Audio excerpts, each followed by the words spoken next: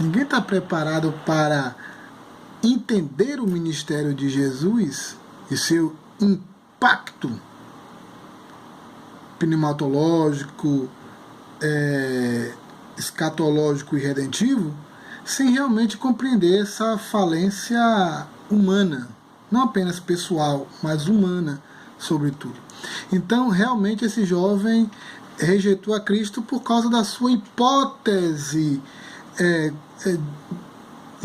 sua hipótese espiritual e existencial, e também por conta da sua concepção, sua visão de mundo completamente distorcida, fora da vertente pervertida, fora da vertente correta, e muita gente boa está também nesse processo de rejeição a Jesus exatamente por isso. E o jovem claramente sentiu um grande pesar no coração, exatamente por conta de que ele não possuía as qualificações existenciais e espirituais necessárias para receber a Cristo por graça em seu coração. Mas a rejeição desse jovem ainda era fruto não apenas de uma escolha errada do ponto de vista de amores, então uma ética existencial disparatada, não era também fruto de sua visão de mundo que precisava de retoque, de uma revisão profunda, não apenas isso, e que Jesus até tentou, né? Mas esse jovem também, ele tinha, a sua rejeição também produto de não avaliar bem quem Cristo era. Então aqui nós temos uma hipótese cristológica, um equívoco cristológico. Notem que no início, como é que ele se refere a Jesus? Mestre. O que poderei fazer para ganhar a vida eterna? Esse jovem equipara Jesus a mais um rabino. Ele não consegue entender, compreender, discernir que ele estava lidando com o Salvador. Que Jesus Cristo era muito mais e perpassava qualquer tipo de doutrinador daquela época, que ele não estava lidando apenas com um mero rabino, mas com o Deus encarnado, com aquele que era a junção perfeita de Deus e do homem, que ele era vero omne, vero dei, que estava diante daquele que era o Messias, o enviado, o escolhido, aquele que não era apenas mais um que apontava a porta, ele era a porta. Não era mais um que apenas enunciava o caminho, mas ele era o caminho. Eu sou o caminho, a verdade e a vida. Parece que esse jovem faltou a esse sermão de Jesus. Então ele por conta disso, ele não consegue perceber que a rejeição a Jesus é rejeição exatamente ao acesso real àquilo que, até pelo menos naquele momento, se tornava obsessivamente o timorato e o marcador orientativo da sua busca existencial. Ora bolas, aquele jovem busca ao Senhor, a Jesus, aquele mestre, querendo saber como ele estava a vida eterna. Isso enuncia claramente qual era a sua grande compulsão cognitivo, emocional e volitiva. Ele buscava realmente entrar à vida eterna, só que nos seus termos, só que a partir de suas próprias hipóteses. E dentro disso não havia meios para que ele enxergasse a Cristo na sua realidade. Impossível, note isso, impossível que você tem algum benefício redentivo de Jesus sem enxergá-lo da forma correta, como o Messias, o Salvador, como Emanuel, Deus conosco. Se você não enxerga Jesus em sua esplendorosa divindade e na sua perfeita e sacrificial humanidade, você não enxerga Jesus corretamente. E quantas visões distorcidas e deturpadas nós temos de Cristo? Um grande reformador, um grande mestre de moral, e aí vai.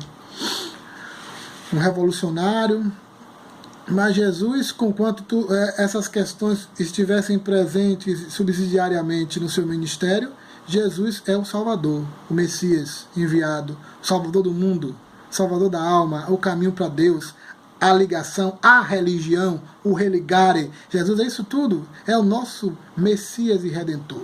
Se eu não consigo compreender isso, eu não tenho como ter uma relação salvificamente adequada com Ele. É impossível isso acontecer. Impossível acontecer. E esse jovem realmente, tudo que acontece é fruto exatamente dessa leitura inepta de Jesus, desse encontro defeituoso com Cristo. E quantos também, inclusive abarrotando as instituições religiosas, que estão no mau encontro com Jesus, porque a sua hipótese do ponto de vista real, porque até que há um reconhecimento, mas puramente teórico, doutrinário, do ponto de vista apenas de um compromisso formal com a ortodoxia, mas que não gera ortopraxia, que não gera alteração profunda do eixo da vida e do direcionamento existencial, que não afeta realmente as balizes essenciais do próprio ser humano do indivíduo, como aconteceu com Paulo, como aconteceu com os apóstolos, essa mudança visceral que só Deus pode fazer, que nenhum agenciamento humano consegue fazer, exceto retoques mal feitos na maquiagem do comportamento e tal. É isso que a gente consegue fazer, e uma pueril gestão de imagem. É importante que entendamos Jesus, compreendamos corretamente a Cristo, porque senão acabaremos rejeitando ou de modo dogmático, explícito, formal, ou de modo tácito e material comportamental. Ou de um jeito ou de outro acabamos no processo de rejeição a Jesus, como esse jovem acabou rejeitando a Cristo. Rejeitou por isso.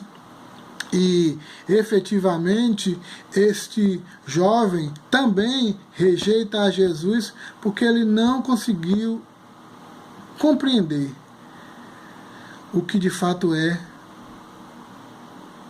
seguir a Cristo como meio e como evidência histórica do processo e da realidade da salvação. Jesus falou assim, ó, vende os teus bens, não é metade não, viu? Vende os bens e me segue. Ah, se ele compreendesse o que seguir a Jesus implica, compreende. Ele não conseguiu entender nada disso. E aí ele fez aquela comparação, grosso modo, vis-a-vis, disse, não, eu não vou abrir mão das coisas que eu tenho para andar para esse projeto aí de seguir a Cristo. Eu não sabia. Ele não conseguia entender que não tem outro jeito de herdar a vida eterna senão seguindo a Jesus. Que esse é o projeto mais que faz mais sentido quando a gente pensa além das realidades puramente históricas, mas quando a gente pensa na realidade na dimensão da eternidade. O problema todo é que a hipótese e a leitura das dimensões da eternidade estão sendo absorvidas, embotadas por essa ênfase absurda e acelerada às questões da história, que é uma característica muito presente na pós-modernidade, né? E sua ênfase no agora, e no agora dinâmico, e no agora mutável, e no agora flutuante, né? Nada é sólido e não devemos aceitar nada que é sólido, e toda ruptura de absolutos, e essa revolução negativa, cognitiva, existencial, epistemológica que a pós-modernidade empreendeu, eles em conjunto criam um processo de obstrução de enxergar as dimensões da eternidade terríveis. E olha que esse jovem já sofre isso antes mesmo da pós-modernidade. Imagine nós agora, né, atores na pós-modernidade. Imagine, né? Então, não enxergar o que de fato é a salvação, que implica em um caminhar. Nós somos caminheiros, não membros de igreja. Se você acha que ser salvo é só você aderir formalmente a um programa denominacional ou instituto denominacional, você está absolutamente equivocado. Você está com uma hipótese a mesmíssima do jovem rico, e você está fora da realidade. Você precisa entender que ser salvo é se tornar caminheiro e companheiro de Cristo nessa jornada que vai terminar no grande encontro. Então, se eu esqueço que ser salvo é estar em peregrinação nesse mundo, numa peregrinação espírito existencial, eu de fato vou ter uma surpresa desagradável no final da minha trajetória divino, espiritual humana nesse mundo. Então eu preciso entender que a redenção me faz seguidor de Jesus, me faz aquele que está imbuído num projeto de reproduzir e replicar a vida de Cristo dentro de nós. Por isso que a Bíblia vai dizer que quem está em Cristo é nova criatura, as coisas velhas já passaram, eis que tudo se fez novo. Será que a igreja tem conseguido gerar essas novas narrativas, essas novas existências, esses novos gênesis que somos nós? Será que o evangelho tem sido pregado, tem nos tornado evangelho ambulante? Que Paulo diz isso, a venda cai e nós nos tornamos evangelho ambulante. Ou seja, aonde a gente vai, o frescor do evangelho é sentido, o poder do evangelho, o dinamis do evangelho é sentido, e muito mais, as pessoas olham e conseguem ler sem nenhum tipo de interferência o evangelho de Jesus. Isso tem acontecido? Eu temo que não. E não tem, porque a mesma hipótese absoluta, a hipótese desconectada, incoerente, do ponto de vista de discernimento totalmente deficitária, continua ainda sendo reproduzida igualzinha do jovem rico. E isso tem feito que, infelizmente, nós tenhamos biografias erráticas, que tenhamos gente errático nesse mundo, uma coleção de erráticos, inclusive dentro das instituições. Então, e rejeitando a Jesus da mesma forma, eu posso estar num processo de rejeição completa e absoluta de Jesus dentro da instituição religiosa, encenando todas as coreografias da piedade, vivendo todos os rituais da fé, quer dizer, com aspas, né, isso aí, e ainda está miseravelmente sem rumo, miseravelmente errático, como esse jovem, e em processo flagrante de rejeição a Jesus. Pensemos isso.